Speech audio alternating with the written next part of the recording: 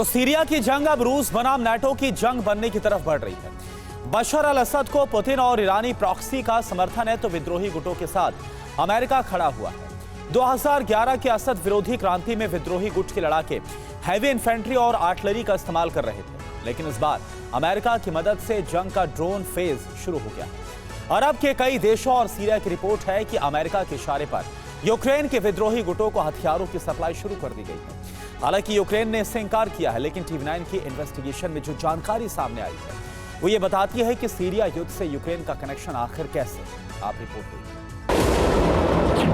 ये साफ है कि सीरिया में भड़के विद्रोह के पीछे अंतर्राष्ट्रीय ताकतें हैं।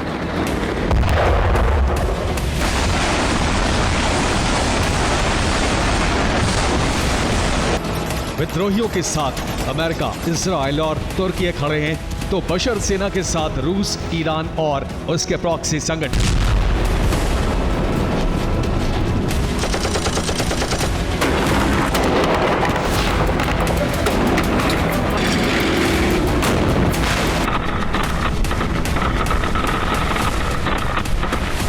रूस, ईरान और प्रॉक्सी संगठनों का सैन्य समर्थन मिलते ही युद्ध में बशर अल असद का पलड़ा भारी हो गया है।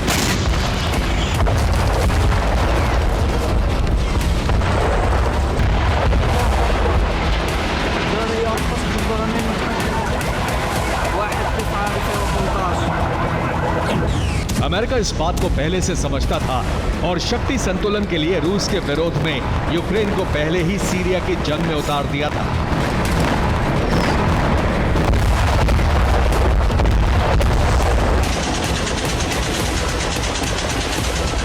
– 2011 में जब पहली बार बशर अल असद के खिलाफ विद्रोह भड़का तो सीरियन नेशनल आर्मी सहित विद्रोही गुटों के लड़ाके ट्रक माउंटेड हेवी इन्फेंट्री और लाइट आर्टिलरी हथियारों से हमले कर रहे थे।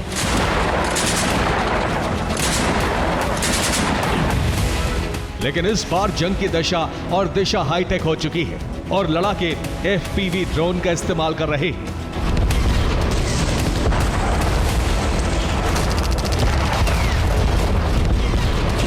एफपीवी ड्रोन हमलों के पीछे यूक्रेन की रणनीति मानी जा रही है।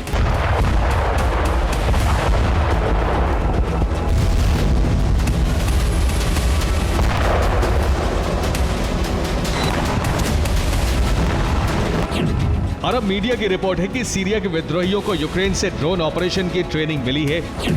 हयात तहरीर अल शाम के गिरफ्तार हुए लड़ाके ने यह जानकारी दी है। टीवी9 को मिली एक्सक्लूसिव जानकारी के मुताबिक यूक्रेन की मिलिट्री खुफिया एजेंसी GUR ने विद्रोहियों को ड्रोन ट्रेनिंग दी है। ऑपरेशन की जिम्मेदारी खुफिया एजेंसी प्रमुख किरिलो बुदानोव को दी गई थी और नवंबर की शुरुआत में ही विद्रोहियों को ड्रोन दे दिए गए थे। सीरियन नेशनल आर्मी और तहरीर अल शाम ने अक्टूबर के महीने में एक सीरियन ओपोजिशन ड्रोन टीम बनाई थी और इसकी जिम्मेदारी 2 कमांडरों को दी गई थी।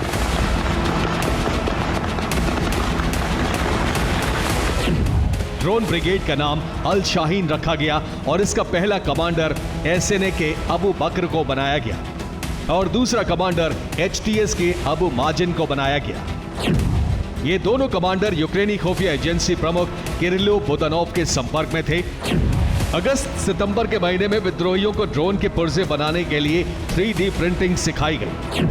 सितंबर में सीरियाई विद्रोहियों ने ड्रोन के बम कैरियर और वॉरहेड केस 3D प्रिंटिंग से तैयार किए।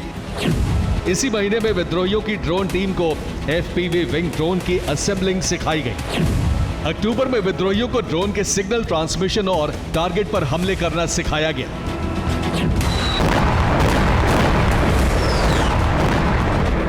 यूक्रेनी खुफिया एजेंसी प्रमुख किरिलो बुदानोव यूक्रेन के ड्रोन विंग के हेड भी हैं और 2022 से अब तक यूक्रेन ने उनकी अगुवाई में ड्रोन प्रोडक्शन में महारत हासिल कर ली है।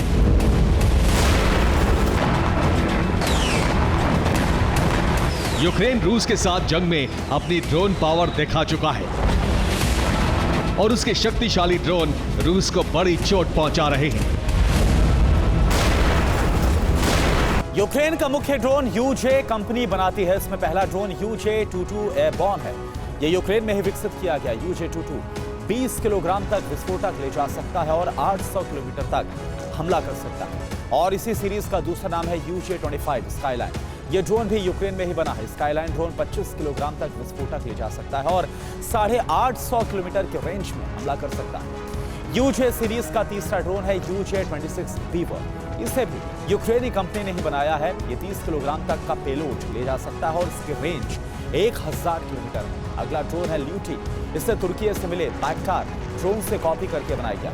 ये 20 किलोग्राम बारूद लेकर 300 किलोमीटर दूर तक हमला करने में सक्षम है। यूक्रेन ने चाइनीज ड्रोन से विकसित करके AQ-400 ड्रोन को तैयार किया है और इसकी पेलोड क्षमता 32 किलोग्राम तक है और यह ड्रोन 750 किलोमीटर की दूरी तक हमला कर सकता है। लॉर्ड नाम का ड्रोन यूक्रेन को स्वीडन से मिला है। यह 20 किलोग्राम तक विस्फोटक ले जा सकता है और 750 किलोमीटर की दूरी तक ये हमला करने की ताकत रखता है।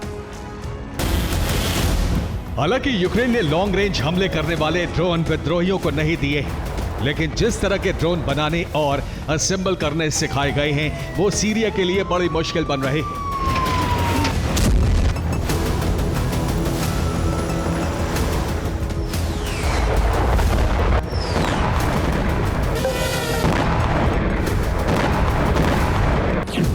विद्रोही ड्रोन ऑपरेटर असद सेना की फायरिंग लाइन से दूर है। विद्रोहियों को जंग के लिए फ्रंट लाइन पर आना नहीं पड़ रहा है। एक ड्रोन हमले में सीरिया का करोड़ों रुपए का टैंक तबाह हो जाता है।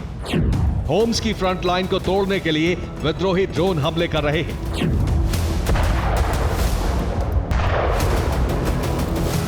इसके साथ ही यूक्रेन को मदद पहुंचाने के लिए सीरिया के रूसी ठिकानों पर भी ड्रोन हमले किए जा रहे हैं।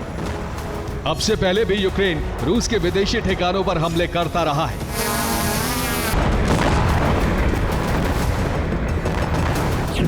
चौदह सितंबर 2024 को यूक्रेन ने अलेप्पो में रूसी बेस पर ड्रोन हमले किए। 15 अक्टूबर 2024 को माली के तुआरीग विद्रोहियों ने वैगनर पर यूक्रेनी ड्रोन से हमले किए। रूस की रिपोर्ट है कि इस वक्त इदलिब में यूक्रेनी खुफिया एजेंसी GOR के अधिकारी सक्रिय हैं। GOR के इंटेलिजेंस इनपुट पर विद्रोही रूसी ठिकानों पर हमले कर रहे हैं। हालांकि यूक्रेन के विदेश मंत्रालय ने रूसी दावे का खंडन किया है। यूक्रेन भले इस दावे का खंडन करे, लेकिन सीरिया में जारी गतिविधियों से साफ है कि विद्रोहियों को यूक्रेन से ड्रोन सप्लाई हो रही है, क्योंकि यूक्रेन का ड्रोन प्रोडक्शन बहुत बड़े पैमाने पर हो रहा है।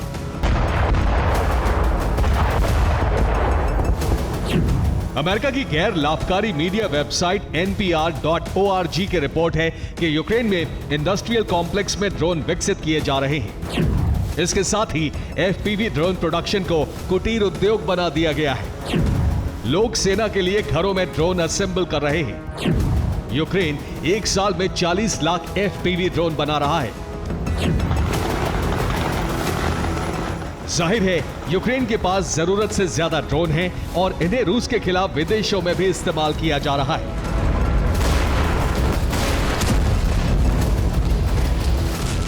Bureau report, TV9 Bharat.